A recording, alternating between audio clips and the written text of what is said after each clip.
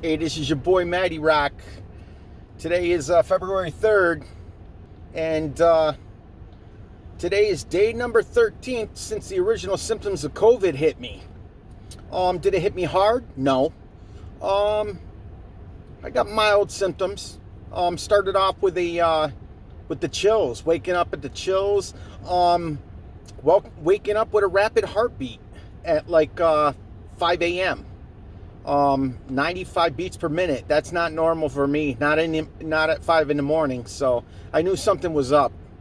So as it progressed, I knew that I had a fever, a slight fever. I could feel it. So then I went to. At this point I wasn't sure if I had COVID or not, or if it was just a. So I went to the drive-through up at Walgreens, and I got myself a thermometer and an O2 sensor.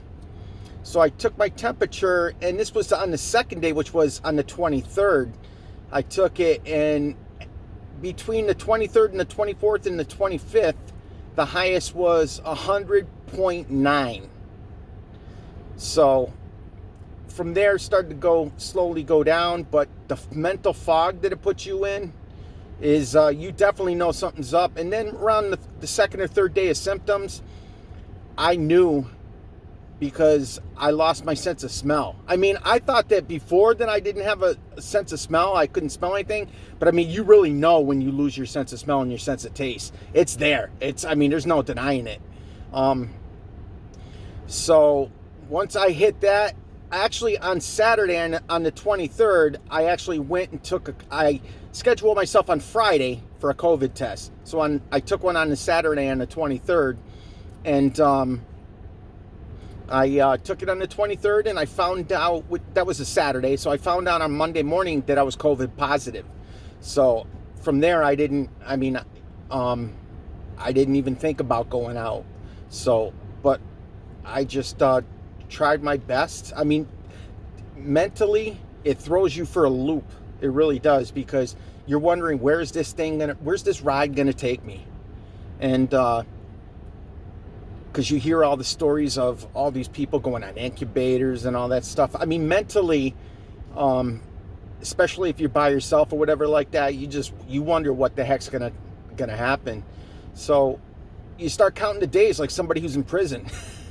And then usually when I got to about the 7th or 8th day, then you start looking on information, and you start realizing that once you get to the 10th day of very mild symptoms, and everything keeps looking on the up and up, and no temperature. I mean, around 7th and 8th day, the temperature that I was probably running was probably in the 99s, 99.5, 99.7, 99, rarely 99.9. But then as the day started going, today's day number 13th, I feel the mental fog is lifted. This thing gives you a mental fog, because you know. So, but for all that have it, I think, and you have mild symptoms, I think your biggest thing is just to stay cool. And it's hard to do because this thing owns you, and there's nothing you can do.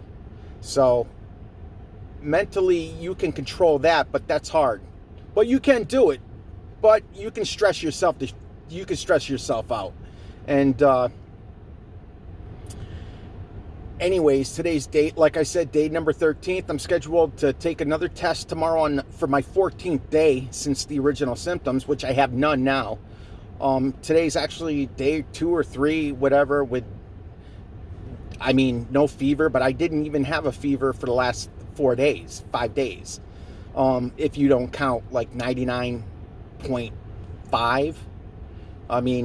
But I also too did a lot of snow blowing, where I kind of elevated my temperature, and then I took my temperature after maybe eating a couple hot meals, maybe a half an hour afterward. Your mouth stays hot for a while, so after eating a hot meal. So, but anyways, listen, keep your chin up, and if you got it, just fight it, and it's not a death sentence.